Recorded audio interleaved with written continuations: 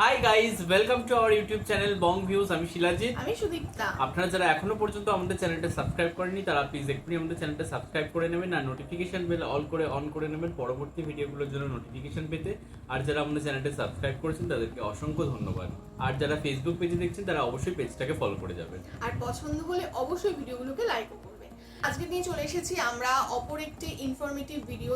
তার কারণ হচ্ছে কদিন আগে আমরা মানবিক করিডর রিলেটেড একটা ভিডিও দেখছিলাম এবং সেখানে আমরা ব্যাপারটা বুঝতে পারছিলাম না। তার কারণ হচ্ছে আমরা বেশ কয়েকদিন যেহেতু শিলাজিতের অসুস্থতার কারণে ভিডিও আনছিলাম না। যদিও এখানে একটা বিষয় বলার আছে যে আপনারা কমেন্ট অনেকেই লিখেছিলেন যে কি হয়েছিল ওর।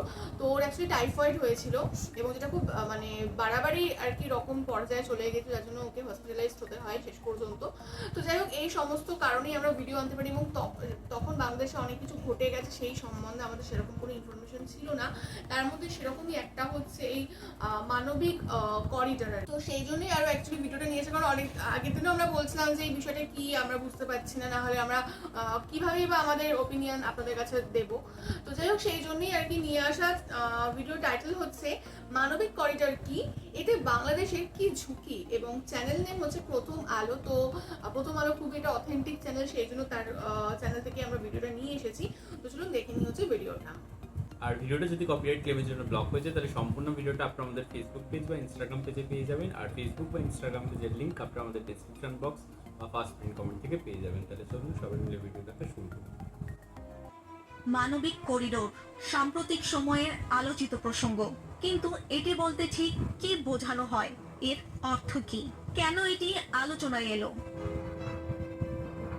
27 এপ্রিল পররাষ্ট্র উপদেষ্টা তৌহিদ হোসেন মিয়ানমারের রাখাইন রাজ্যের রোহিঙ্গাদের জন্য শর্ত সাপেক্ষে করিডোর দেওয়ার বিষয়ে বাংলাদেশ নীতিগতভাবে রাজি হওয়ার পর থেকেই এটি আলোচনায় আসে।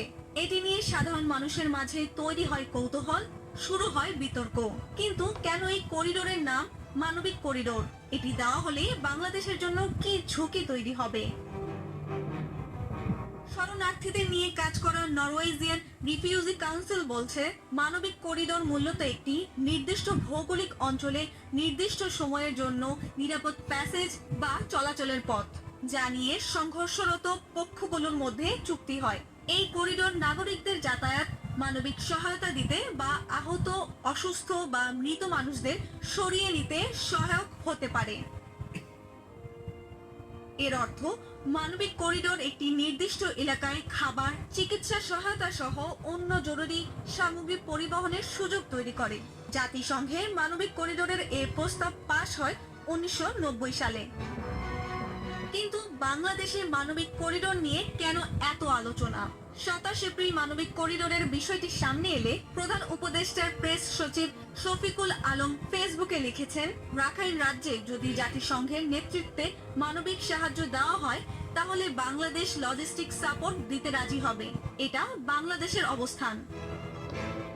এদিকে সরকার মানবিক করিডোর নিয়ে আলোচনা না করায় রাজনৈতিক দলগুলো অসন্তোষ প্রকাশ করে। এনসিপি ছাড়াও 28 এপ্রিল বিএনপিও এই বিষয়ে মতামত তুলে ধরেন। বাংলাদেশের যে উপদেষ্টা, বৈদেশিক উপদেষ্টা তৈরি সাহেব বলছেন যে আরাকানদের সঙ্গে যোগাযোগের জন্য আমরা একটা হিউম্যানিটেরিয়ান প্যাসেজ, মানবিক একটা প্যাসেজ আমরা আরাকানে দিতে চাই। অনেক বড় সিদ্ধান্ত। এই সিদ্ধান্তের সঙ্গে আমাদের স্বাধীনতা, সার্বভৌমত্ব এবং ভবিষ্যতে এই অঞ্চলের শান্তি স্থিতিশীলতা জড়িত আছে। সরকারের উচিত ছিল, দায়িত্ব ছিল এই বিষয়টা নিয়ে সমস্ত রাজনৈতিক দলগুলোর সঙ্গে কথা বলা। একই মন্তব্য করেন এনসিপির আহ্বায়ক নাহিদ ইসলামও। তিনি বলেন, মানবিক করিডোরের মতো গুরুত্বপূর্ণ বিষয়ে অবশ্যই রাজনৈতিক দলগুলোর সঙ্গে আলোচনা করে সিদ্ধান্ত নেওয়ার প্রয়োজন ছিল। এই সরকার কিন্তু একটা কনসেনসাসের ভিত্তিতেই তৈরি হয়েছে বা পরিচালিত হচ্ছে। একটা রাজনৈতিক সমঝোতা, রাজনৈতিক দলগুলো থেকে একটা সমর্থন সরকারের প্রতি আছে ফলে, এবং এই ধরনের একটা সিদ্ধান্ত, একটা জাতীয় সিদ্ধান্ত নেওয়ার ক্ষেত্রে রাজনৈতিক দলগুলোর সাথে আসলে আলোচনার প্রয়োজন। এবং সরকার, আমরা এখন আসলে স্পষ্ট হইনি যে এই করিডোর বা সেখানে রোহিঙ্গা প্রত্যাবর্তনের বিষয়টা আসলে কিভাবে থাকবে। তো পুরো হোল প্রজেক্টটাও আসলে পরিষ্কার হওয়া প্রয়োজন, তখন হয়তো আমাদেরও মন্তব্য করতে সহায়তা হবে। বাংলাদেশের ঝুঁকি কোথায়? রাখাইনে মানবিক করিডোরের স্থাপনের বিষয়ে সরকারের পক্ষ থেকে স্বচ্ছতা নেই। মিয়ানমারের মতো প্রতিবেশী রাষ্ট্রের জটিল সংঘাতে বাংলাদেশের জড়িয়ে পড়া উচিত হবে না বলে জানান Bangladesh institute of peace and security স্টাডিজের প্রেসিডেন্ট। তিনি বলেন, মানবিক করিডোর দেওয়ার সিদ্ধান্তটি কঠিন, গুরুত্বপূর্ণ ও স্পর্শকাতর। এটি পরিচালনার পাশাপাশি নিরাপত্তা দিতে হয়। এর সঙ্গে সম্পৃক্ত হলে বাংলাদেশের স্থল ও আকাশ পথে ঝুঁকি আসবে। মানবিক করিডোরের নামে খাদ্য ও ত্রাণ ছাড়া অন্য কিছু যেন না যায় তা নিশ্চিত করার বিষয় রয়েছে, এমনটা জানান ঢাকা বিশ্ববিদ্যালয়ের আন্তর্জাতিক সম্পর্ক বিভাগের চেয়ারম্যান অধ্যাপক ASM আলী আশরাফ। তিনি বলেন, করিডোরের নামে খাদ্য সহায়তার পাশাপাশি যদি আরাকানে অস্ত্র বা গোলাবারুদ ঢোকে, যদি মিলিটারাইজেশন হয়, তাহলে পরিস্থিতি জটিল হবে, জাতীয় স্বার্থ ক্ষুণ্ণ হয়। এমন কাজ থেকে অন্তর্বর্তী সরকারের বিরত থাকা উচিত। ব্যাপারটা মোটামুটি আমাদের মগজে এলো। তো এবার এখানে একটা অদ্ভুত একটা পরিস্থিতির সৃষ্টি হয়েছে, কারণ এই ভিডিওতে আমরা যেটা দেখলাম, তো যেটা মানবিক করিডোরের বিরোধিতা করছে বা মানবিক করিডোর হলে ভবিষ্যতে কি কি ঝুঁকি থাকতে পারে সেগুলো নিয়ে বিস্তারিত আলোচনা করা হচ্ছে, এবং যার জন্য বিভিন্ন রাজনৈতিক সংগঠন থেকেও এর বিরোধ আসছে। বাট তারপরেও আমার এই মানবিক করিডোরটা নিয়ে একটা জিনিস আমার কাছে ক্লিয়ার নয়, যে এই যে রোহিঙ্গা সমস্যা যেটা রয়েছে, যে আরাকান মানে থেকে আর কি যে রোহিঙ্গারা আর কি বাংলাদেশে প্রবেশ করেছে এবং কোথাও গিয়ে এই কক্সবাজারে বা এই এই সারাউন্ডিংস এরিয়াতে তাদের আর কি যে শেল্টার দেওয়া হয়েছে বা তাদের যে ক্যাম্পগুলো রয়েছে, তো এই মানবিক করিডোরের মাধ্যমে কি UN থেকে আর কি তাদেরকে আরাকানে ফেরত পাঠানোর ব্যবস্থা করা হবে, নাকি আরও লোককে এদিকে আনা হবে? তো এই বিষয়টা আমার কাছে ক্লিয়ার নয় কোথাও গিয়ে। এটা আপনারা কমেন্ট বক্সে জানাবেন। হ্যাঁ, ডেফিনেটলি এটা তো একটা মানে কারণ ওখানে জান্তা সরকারের সাথে কোথাও গিয়ে মানে আরাকান আর্মির একটা যুদ্ধকালীন সিচুয়েশন চলছে, তো সেখান থেকে কি তাদেরকে সেফ শেল্টার দেওয়ার জন্য বাংলাদেশের এই রোহিঙ্গা ক্যাম্পগুলোতে নিয়ে আসা হবে নাকি ফেরত পাঠানো হবে, সেই জিনিসটা আর কি খুব একটা কোয়েশ্চেনেবল রইল। তো হ্যাঁ, তো সেটাই হচ্ছে বিষয়। তবে কমেন্ট বক্সে একটু অন্যরকম দেখলাম, কারণ দেখলাম কমেন্ট বক্সে প্রথম আলোয় চ্যানেলটিরই বিরোধিতা করা হচ্ছে, এবং অনেক মানুষ তো এরকম লিখছে যে এতদিন আমরা মানবিক করিডোরের বিরোধিতা করেছি, বাট যেহেতু প্রথম আলো এটা নিয়ে প্রতিবেদন করেছে এবং প্রথম আলো এটার প্রতিবাদ করছে, তাহলে এবার মানবিক করিডোরকে সাপোর্ট করছি। তো এই বুঝলাম না ব্যাপারটা কি। ঠিক আছে, তো কথা হলো।